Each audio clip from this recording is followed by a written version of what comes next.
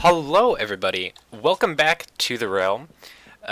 Today, we're over in human territory, pretty close to the human settlement of Mistral, actually. Oh, look, there's Cam's house over there. Still hasn't finished that. Call out post Cam. Uh, today we're actually going to be taking a look at something I've been working on pretty hard lately. Um, it is the Cleric Guild. Now, all classes are going to have guilds. Some might come out faster than others, dependent on a couple of other things. Um, the Cleric Guild is over here, and it is actually underwater, so we're gonna take a boat and get a little bit closer before we dive in. Yeah, this is pretty good here, I think. Alright, and we'll go dive in. And we can just swim right down in here. There's a sort of a walkway beforehand, but you don't always have to use that. Alright, cool. And this is, in essence, the Cleric Guild area. It's kind of Greco-Roman inspired, but I put a couple of my own personal touches on it. You can walk in here, see that it's a very nice carpeted interior with a lot of a few things inside here, actually. First thing you'll notice is this thing over here, these two pools, and we will cover all of this, by the way. A sort of relaxation area so that y'all can sit down and contemplate clerical matters, I guess. And this sort of central altar up here. Clerics are really kind of most associated with water as their sort of element. All two of them. at the time of recording this video, of course. Now, this is sort of a temple area to the ocean in general, and water, and stuff like that. So if we wanted to, say, have an offering to give at the altar here, you can see that this is actually functional. So this only accepts gold ingots, by the way. Very important. Anything else, nothing will happen. Maybe I can edit that later. But if you throw a gold ingot into the water here, the ocean thanks you for your offering, and you get an absorption buff. Now, usually, this is a timed effect, but as you can see, if I open my menu here, this actually never goes away. Basically, what this means is you won't always have 4 golden hearts, but as soon as you take damage, they will go away. But there's no time limit to how long you can go before getting those off of you. Now, if, say, you got wounded from battle, there is a pool of restoration in here, and you can kind of seek shelter at the cleric temple, and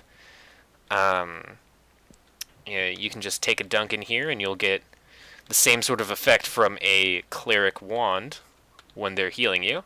I'm at full health, so it's not really doing anything here. But we also have a pool of cleansing. Now, this doesn't just give great bubble baths, you also get cleared of all effects when you step in it, good or bad. So it's good if you just want to reset, or if you have like a curse, like a permanent poison, or you have hunger, you just want to get rid of that. So it's very, very useful, in my opinion.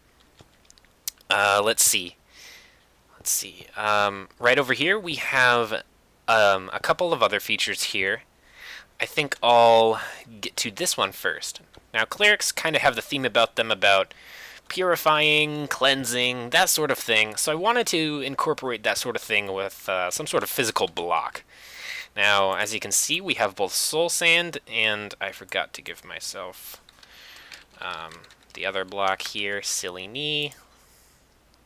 Bear with me. Coarse dirt, yeah. Okay. Alright, cool. All done. Now, if you fill up this sort of grid, with the desired block. See, this is coarse dirt I'm putting down. And once you put down the final one, boom. It actually turns into normal dirt. So this could be very useful for people looking to terraform, people who actively farm a lot and are tired of coarse dirt, etc. Let's see, and it also works with soul sand. So if you fill this thing up here, it doesn't matter the order, just as long as all 9 blocks are full, boom, it actually turns into normal sand. Now, this has a variety of uses. You don't have to destroy a whole desert or a beach if you're looking to just get sand and make some glass, something like that. There's only those 2 blocks supported at the moment, but I'm sure I'll figure out more uses for it within due time. Now moving on to the sort of final feature over here. Oh, I actually forgot to mention one thing really quickly, sorry, about the altar here, is whenever anyone throws an offering to the ocean, like so, all clerics actually get a sort of minor strength buff, because it's like you're sort of helping them out too, by extension. Because if you empower the ocean god, then you're, to an extent, empowering the clerics too. So I just kind of wanted to represent that. It just lasts like 30 seconds or something like that. But yeah, moving on to this weird looking thing. This is actually what I call a wand identifier. Excuse me. Now, what it does is, the way clerics sort of use their magic is they actually use wands just like wizards. But theirs are always kind of more focused in a different way, sort of healing or anti-undead, a variety of utilities that only clerics can use, etc. So, if you're unsure about how to use a wand or the function of said cleric wand, simply toss it up on here, and it tells you right here on this sign, and just like our quest board signs, you can actually right-click this.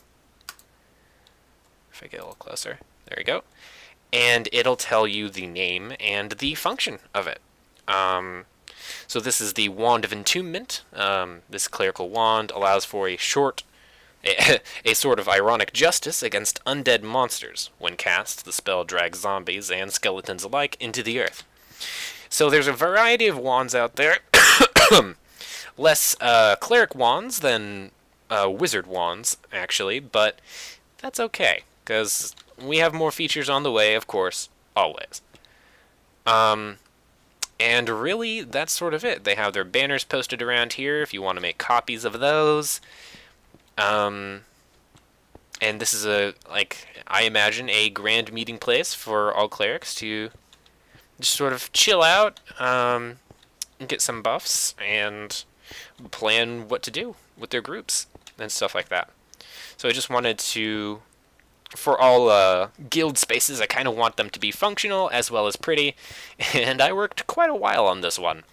It should be noted, when you're walking through this thing, please don't destroy the barrier, because it can be punched out very carefully. Like, it's easy to fix, but again, just be careful when walking through that you're not hitting any blocks. And really, that's sort of it for the Cleric Guild area. Oops. I just failed at swimming up there. But it's close enough to the surface that you should be fine just swimming straight up. Even I have my boat right here. You can just climb into it. Perfect. Alright, thanks for joining me on this sort of tour of it. And I hope to see you all in game and exploring this feature out for yourselves. Alright, thank you, and bye. Let me just close the recording. Okay, bye.